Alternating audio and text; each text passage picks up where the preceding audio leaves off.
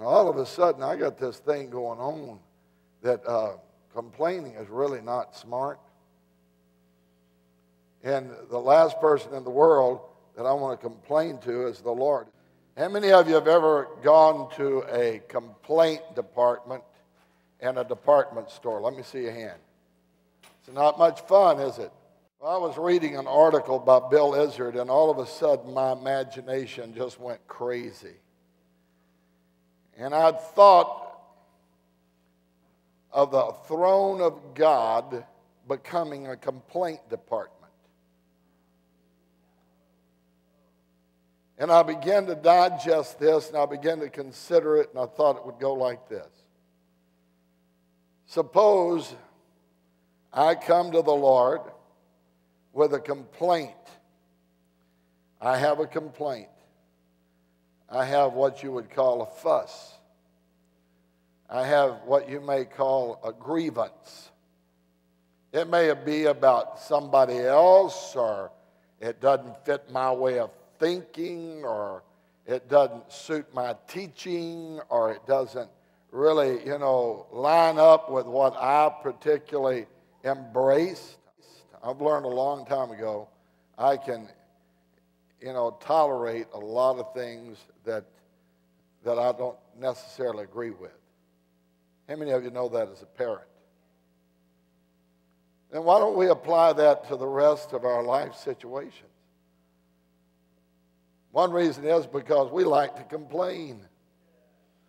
And I began to think about that, and I thought, I come to the Lord with a complaint, and all of a sudden, the Lord just sends out a slip of paper for me to read. I mean, He's already got it printed up. And I read it, and it reads like this. It says, do all things without complaining and disputing. I mean, I make my complaint, and boom, here it comes out. Do all things without complaining or disputing. Case settled. What happens is there's a lot of people who are manufacturers. They manufacture their own unhappiness. Or I come to the Lord, and I've got a circumstance, a situation that I just really don't like. And once again, He sends me out a slip of paper. And it says, in everything give thanks, for this is the will of God in Christ Jesus concerning you. Or I come to the Lord, and I've got this great trial that's going on in my life. You ever been in a trial? The trial of your faith. It's precious. And I come to Him, and I say, now, Lord, I've got this trial that's going on. And the Lord, once again, has got this. He had just predisposition to hand me this little piece of paper. And written on it, it says, count it all joy when you fall into various trials. James chapter 1 and verse 2. Or I come to the Lord, and I just absolutely feel like everybody around me has it better than I do. And I've got that complaint. God, why do you bless them? Why do you bless them? I know what's going on in their lives. I've been told. And I just don't understand. It's just not fair, God. And I need to just think about this. Why should any living mortal or any man offer complaint in view of his sins? Here comes that piece of paper again.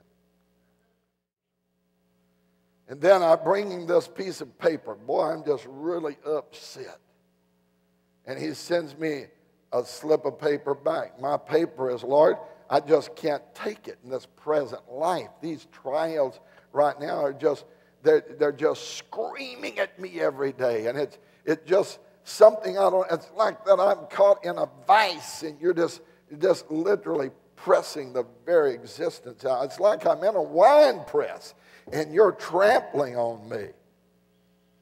And all of a sudden, He sends me out a slip of paper and says, the sufferings of this present time are not worthy to be compared to the glory that shall be revealed in us. For your light affliction worketh a far more exceeding and eternal weight of glory.